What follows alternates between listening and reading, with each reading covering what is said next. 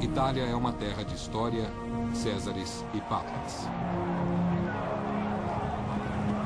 Uma terra de paixão e beleza. Roma, a cidade eterna. A paisagem eterna da Toscana. A Itália é cultura, a arte da Renascença, a arquitetura de imperadores. Um pequeno país formado por uma dúzia de pequenos estados.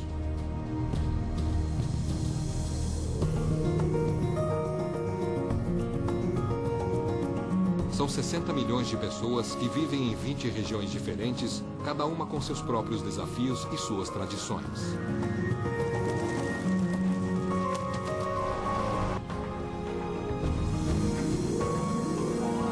Dois 2.500 anos de história pulsam em cada coração italiano. Esta é a Itália vista através de seus olhos.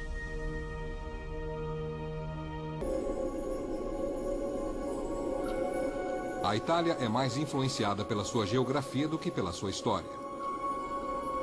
No Nordeste, Veneza, erguida com os lucros do comércio marítimo, ainda oscila entre a terra e o mar.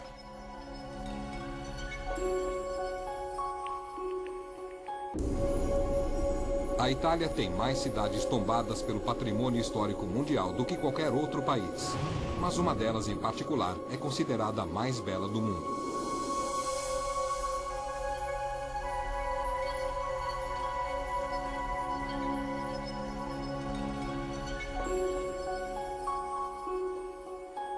Os italianos chamam Veneza de La Serenissima. Cercada por uma laguna, a cidade parece flutuar. Fundada há 1.600 anos num pequeno arquipélago, as águas que atravessam a cidade definiram e protegeram sua cultura extraordinária e sua herança. O evento mais famoso é o Carnaval. Nos dias úmidos do final de fevereiro, foliões mascarados desfilam pela piazza e pelos canais da cidade.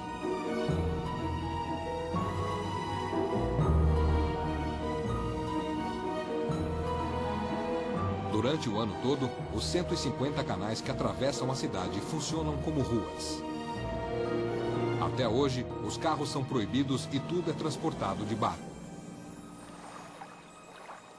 As gôndolas são tão antigas quanto a própria cidade e tornaram-se um dos símbolos mais conhecidos da Itália.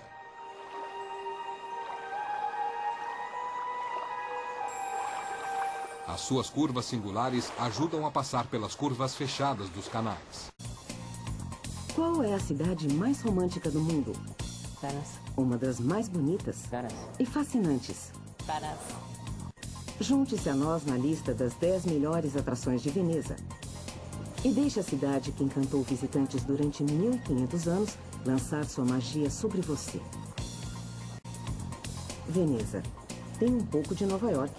Mesmo que nunca tenha vindo aqui, é como se já a conhecesse. Graças às inúmeras aparições em filmes, livros e fotografias. Erguida sobre bancos de terra no meio da laguna de Veneza, ela está afundando há séculos, mas milhões de dólares estão sendo gastos na restauração e na conservação para garantir sua sobrevivência. Veneza é arte, palácios, igrejas e canais. Mas também é uma cidade de mistérios. Junte-se a nós numa viagem fascinante ao mostrarmos as 10 melhores atrações, revelando seus segredos ao longo do programa. It'll be like, around 7:30, because there's still like a nice light. And at the same time, everybody's getting ready for dinner, so there's no blood in the canal, so the canal's empty, and you can appreciate the ride better.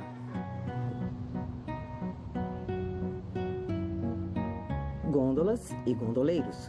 Exclusivamente venezianos, mesmo que isto lhe custe caro. É por isso que eles aparecem em 10º lugar na nossa lista. 10 dias no início de fevereiro, festas nas ruas e bailes de máscaras atraem foliões do mundo todo. Originalmente como uma celebração que antecipava a Quaresma, o carnaval costumava durar até 6 meses, sob a decadente República Veneziana. A duração da festa é mais viável agora, mas as tradições fascinantes persistem, como as incríveis fantasias com máscaras. Estamos chegando ao final das 10 melhores atrações de Veneza, e nosso próximo destino é a Via Aquática de Veneza. Em segundo lugar, o Grande Canal.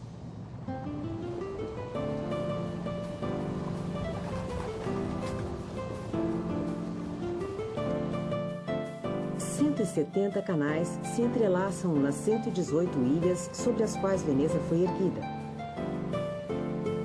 Mas se essas vias navegáveis são as veias de Veneza, então o seu coração é o Grande Canal, delineado pelos palácios mais opulentos da cidade. Overwhelmingly beautiful. The Grand Canal was the best part of our trip. There's nothing like the Grand Canal. The most O Grande Canal é a grande rodovia aquática de Veneza. O canal de formato sinuoso tem 3 quilômetros de extensão, 70 metros de largura e 5 metros de profundidade. O canal começa na Bacia de São Marcos e segue para o norte. Um dos maiores segredos de Veneza é o traghetto. Usando gôndolas recicladas, eles cruzam o canal como pontes que se movem em 7 pontos estratégicos e custa menos de 50 centavos. Os venezianos geralmente ficam em pé, mas ninguém liga se você sentar, a menos que o barco esteja lotado. A melhor maneira de viajar em toda a extensão do canal é a bordo do popular Vaporetto, a versão veneziana do ônibus. Os venezianos preferem ficar em pé no meio. Para ter uma vista melhor, tente pegar um dos poucos lugares na frente ou na traseira do barco. E prepare-se para uma vista que surpreende até os viajantes mais experientes. When you're going down the Grand Canal, whether it's in a gondola or in a vaporetto, you are looking at big, beautiful, elegant buildings that clearly must be something. The temptation to check the guidebook and see what you're looking at is almost a wasted moment, because what you should be looking at is the exotic architecture, because this city reflects so many different influences. Vale a pena interromper seu passeio com paradas frequentes. Alguns dos palácios estão abertos ao público, incluindo este, Carezzonico.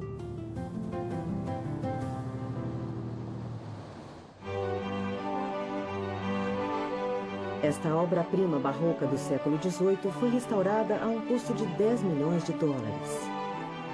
Os lustres de Murano e a mobília esculpida com floreados revelam pistas fascinantes do estilo de vida de seus moradores anteriores. O compositor Cole Porter morou aqui.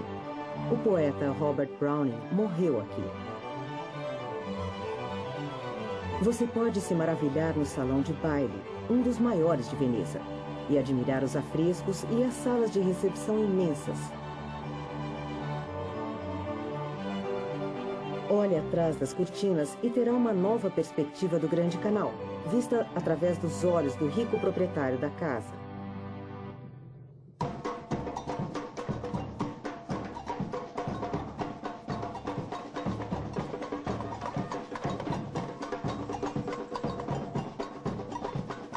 A época mais impressionante para ver o Grande Canal é durante a regata histórica. Uma flotilha de barcos lindamente decorados, realizada no primeiro domingo de setembro. Suas equipes, vestidas com roupas da ocasião, descem o Grande Canal numa procissão alegre e as famílias se reúnem à sua margem e nas pontes para terem a melhor vista.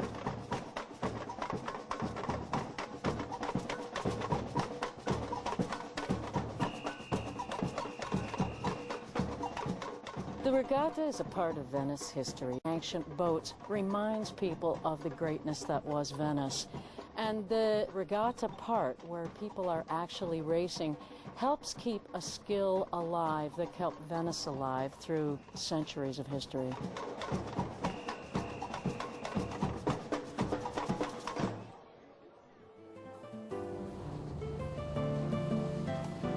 O Grande Canal está em segundo lugar na lista, porque é a melhor apresentação de Veneza e da vida veneziana com a qual você poderia sonhar.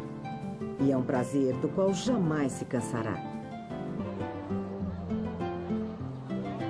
Praça de São Marcos, ou Piazza, é um ícone veneziano, admiravelmente descrita como a mais bela sala de estar da Europa pelo imperador francês Napoleão Bonaparte. Para apreciar uma vista geral das construções e monumentos do século XVI, você pode subir no campanário da praça ou Torre do Sino. In the Campanile have like a different function. They would ring to tell you the beginning of the day, midday, and also the ending of the working day. They'd ring to tell you when there was public executions and also for the great big council to come in for a session inside the Doge's Palace.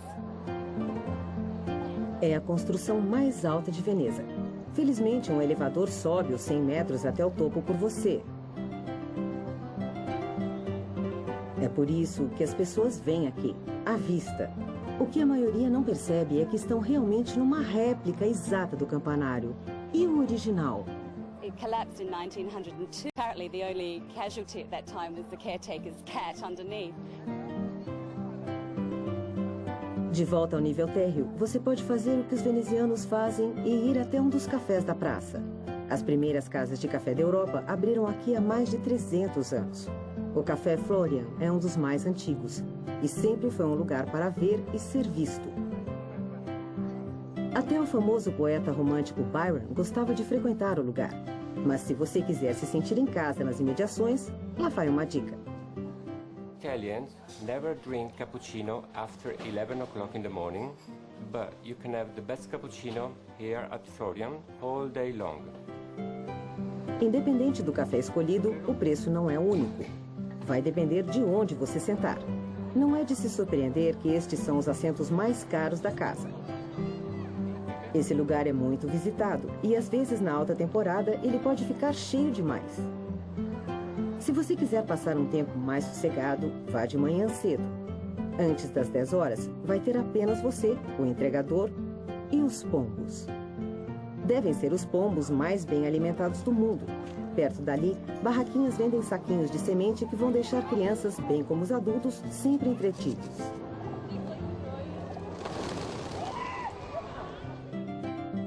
As igrejas estão entre os maiores esplendores de Veneza. Há mais de 100 igrejas espalhadas pela cidade, mas uma, em particular, se sobressai. A catedral mais exótica da Europa, a Basílica, é a mais bela igreja de Veneza.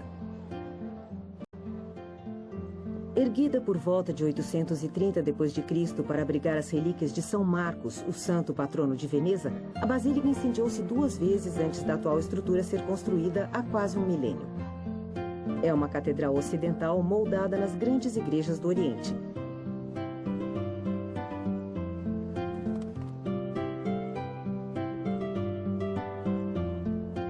A Basílica é uma catedral católica e é considerada um local tão sagrado que o Vaticano proíbe filmagens ou fotografias dentro dela. Mas nosso acesso foi permitido e demos uma olhada nas melhores e mais sagradas vistas que a catedral tem a oferecer. De volta na luz do sol, você pode observar a sacada da catedral com os 4 cavalos dourados que datam da época dos romanos.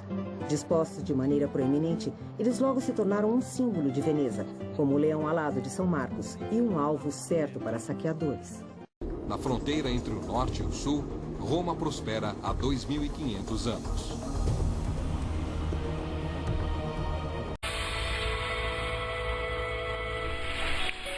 Bastam as fontes para justificar uma viagem a Roma? Alguns poetas pensam que sim. Quando chega o verão é inevitável. Esta herança da paixão dos antigos romanos pelas águas públicas refresca os turistas.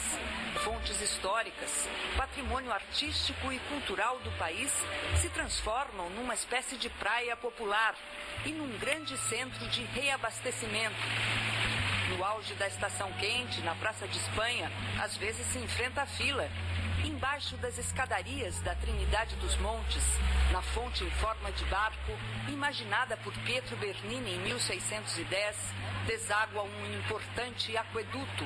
Como no Império Romano, o líquido incolor é ainda puro e gratuito. Na antiguidade existia até a função do ministro das águas. Muitas vezes o imperador tomava as decisões. Hoje o assunto não é menos importante e pode-se afirmar que a cidade possua um circuito das águas. onde os turistas organizam diferentes passeios e os namorados marcam encontro. Barroca, clássica ou renascentista, a decoração das fontes muitas vezes foi construída por desejo dos papas. E o significado delas pode ser ambíguo. Cada chafariz possui um repertório de histórias paralelas. No centro da Praça Navona, a Fonte dos Rios, de 1651, representa os 4 continentes até então conhecidos. A obra custou tão caro que Inocêncio X aumentou o preço do pão e recebeu a revolta do povo. Os estados pontifícios governavam Roma naquela época. Sabe-se também que esta obra simboliza a inimizade entre 2 arquitetos célebres, Bernini e Borromini. Algumas nascentes nos levam diretamente ao prazer dos antigos romanos pelos banhos. As banheiras da Praça Farnese teriam pertencido às termas de Caracalas. O estilo egípcio domina o espaço onde acontecem as manifestações de massa da cidade contemporânea, a Praça del Popolo. Mas a irreverência do passado era demonstrada aqui, na Fonte do Babuíno, onde está uma das 6 estátuas falantes, nas quais, a partir do século XV, os romanos expunham versos escritos contra os personagens públicos. As fontes romanas podem ser pequenas e íntimas e parecer que estão num quintal de casa, ou monumentais como Trevi, na lista das paisagens urbanas mais bonitas do mundo.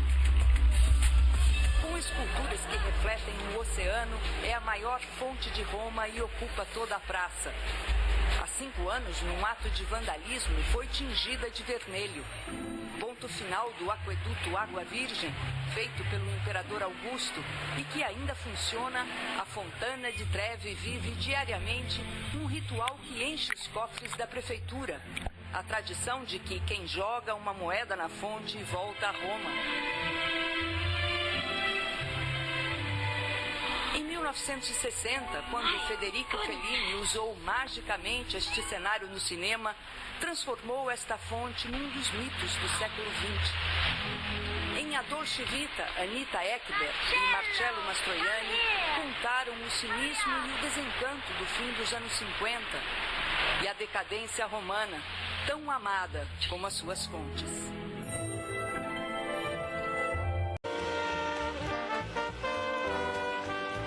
Uma das fontes mais frequentadas de Roma é também o território das 2 cafeterias mais famosas da cidade. Uma delas serve o melhor cafezinho da capital italiana, com a sua espuma mágica e secreta. Aqui, a maioria dos grãos vem do Brasil. A outra tornou-se histórica com o ritual da granita, a raspadinha de café. Neste bar também se usa a matéria-prima brasileira, tostada aqui.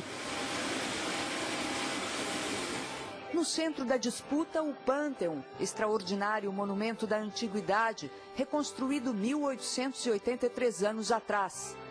Era dedicado aos deuses do Olimpo e no século VII foi cristianizado. Diante desta obra única de engenharia, passam por ano 27 milhões de turistas ansiosos por beleza e delícias. No Taçador, o movimento também é estimulante. A qualquer hora do dia se espera no balcão. E a máquina do café expresso, inventada em Turim em 1884, em contínuo movimento. A velha torradeira é também uma atração. Original da África, o café foi consagrado na Europa, onde nasceram as cafeterias. No século XVIII, foi a bebida da burguesia, que pregou a cafeína contra o ócio e pelo trabalho. Cercada pelas colinas da Toscana, fica a cidade de Siena.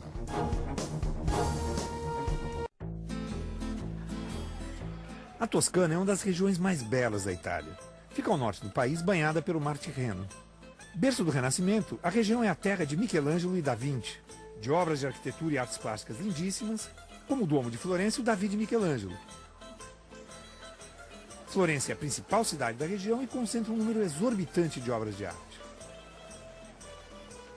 Dizem que o único problema de visitar Florença é que você pode enlouquecer. Será que eu vou ficar louco aqui em Florença? Parece que é comum turistas serem internados por conta de uma doença que só acontece aqui, a síndrome de Stendhal. Os sintomas são tontura, taquicardia, confusão mental e, o que me dá mais medo, alucinações. Você pode até ter um ataque cardíaco ou ficar alienado mentalmente. A causa? Bom, a síndrome de Stendhal é causada pela beleza. Isso mesmo, a beleza. E realmente não falta beleza aqui na região. Mas como em todas as regiões da Itália, não é só de arte que vive a Toscana. Aqui também é a terra do melhor sorvete do mundo, do vinho Chianti e da bisteca fiorentina. Na fronteira ao norte, a paisagem italiana se estende até 4.000 metros de altitude nos Alpes. Ali a vida é perigosa.